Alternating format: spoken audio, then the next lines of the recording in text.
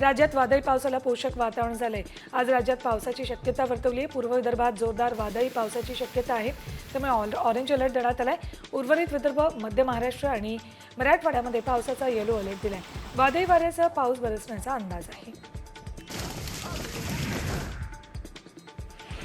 उत्तराखंडमध्ये पावसाचा हाहाकार पाहायला मिळतो। उत्तराखंडमध्ये जोरदार वाऱ्यासह मुसळधार पाऊस झालाय, त्यामुळे ऋषिकेश बद्रीनाथ रस्ता बंद करण्यात आला। तर देहरादूनमध्ये पिकनिकसाठी गेलेले लोक पाण्यात अडकलेत। सोलापूरसाठी मे महिन्याची सुरुवातच कडाक्याच्या उन्हानं झाली। पारा 44 अंशांपर्यंत गेलाय। मात्र हा आठवडा अवकाळी आणि ढगाळ पाऊस वातावरणाचा राहणार असल्याचं अंदाज हवामान खात्यानं वर्तवलाय। 10 मे पर्यंत तापमान 37 ते 40 अंशांदरम्यान राहणार आहे।